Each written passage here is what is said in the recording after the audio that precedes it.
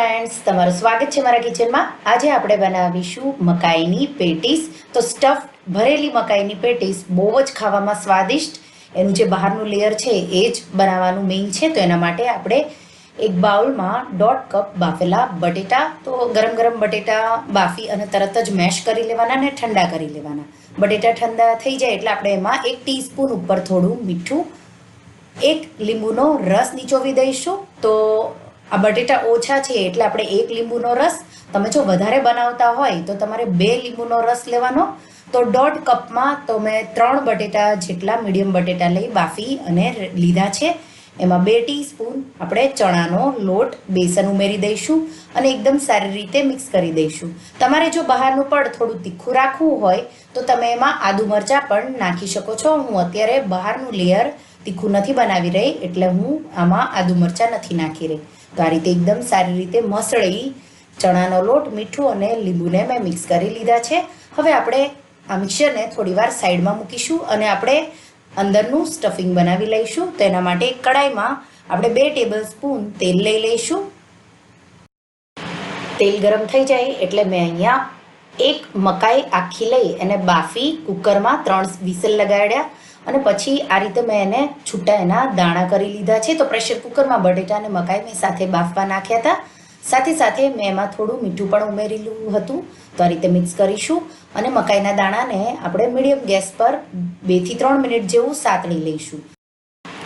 તો બફાઈ ગયેલા મકાઈના દાણા હોય એટલે સાતળાશે એટલે એનો સ્વાદ બહુ સારો એવો આવે છે। અડધી ટીસ્પૂન જેટલું મીઠું કે પછી સ્વાદ પ્રમાણે મીઠું, 1 ટેબલ સ્પૂન આદુ મરચાંની પેસ્ટ ઉમેરીશું, મિક્સ કરીશું અને આપણે આદુ મરચાંને પણ સારી રીતે મિક્સ કરી સાતળી લઈશું। તો મીડિયમ ટુ સ્લો ગેસ પર સાતળીશું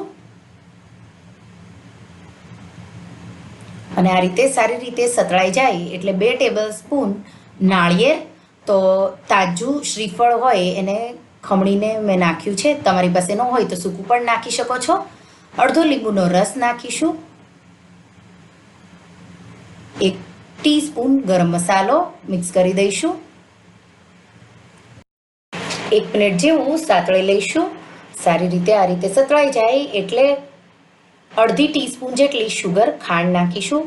બહુ જરૂર નહીં પડે કારણ કે મકાઈમાં નેચરલી ગળપણ હોય છે, પણ તમે નાખશો તો સારો એવો સ્વાદ આવશે।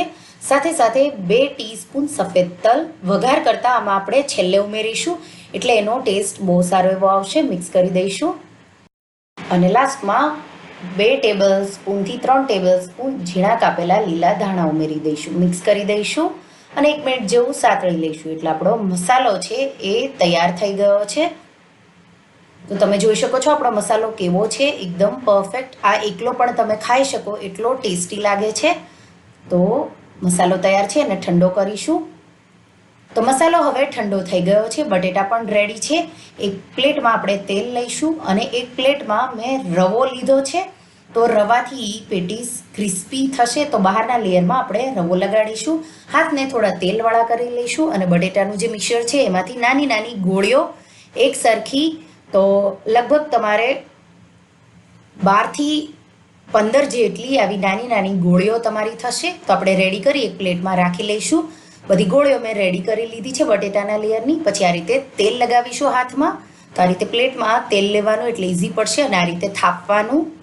તો જેમ આપણે રોટલો થાપીએ એ રીતે આ રીતે થાપીશું અને એમાં આપણે થોડું મકાઈનું સ્ટફિંગ ભરીશું આ રીતે અને આપણે આ રીતે એને વાળીશું। તો તમે જોઈ શકો છો એકદમ ઇઝીલી આ રીતે વાળવાનું અને થોડો તેલવાળા હાથ કરી અને એકદમ સ્મૂથ ગોળ વાળી લેવાનું।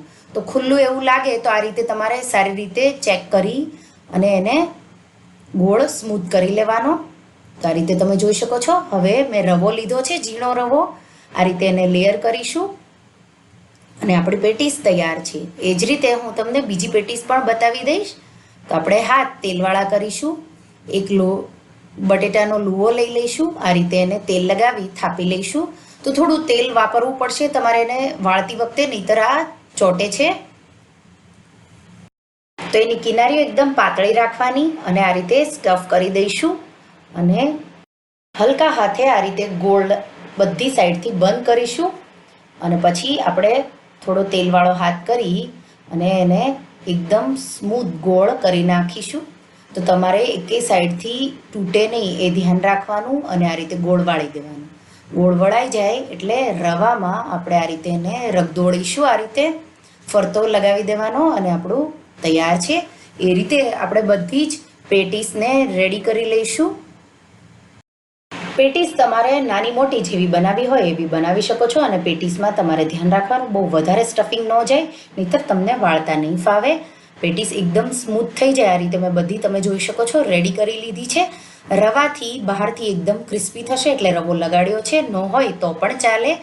અને આપણે તેલને એકદમ હાઈ ફ્લેમ પર ગરમ કરીશું અને ગેસની ફ્લેમ આપણે હાઈ જ રાખીશું અને એમાં આપણી આ પેટીસ બનાવેલી નાખીશું. જો તેલ ઓછું ગરમ હશે અને ગેસની આંચ તમે સ્લો કરશો તો તરત જ એ તેલમાં તૂટી જશે, એટલે એ તમારે ધ્યાન રાખવાનું.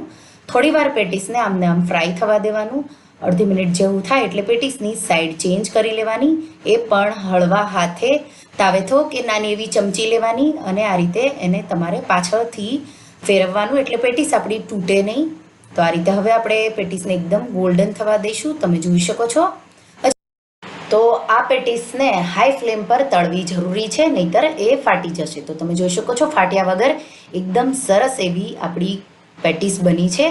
ખાવામાં બહુ જ સ્વાદિષ્ટ, બનાવવામાં એકદમ સરળ એવી મકાઈની પેટીસ તમે એકવાર જરૂરથી ટ્રાય કરજો. જો તમને આ રેસીપી ગમી હોય તો આ રેસીપીને લાઇક કરજો, શેર કરજો અને મારા ચેનલને સબસ્ક્રાઇબ કરજો. અને આવી જ નવી રેસીપી માટે તમે બેલ આઇકોન બટનને પ્રેસ કરજો.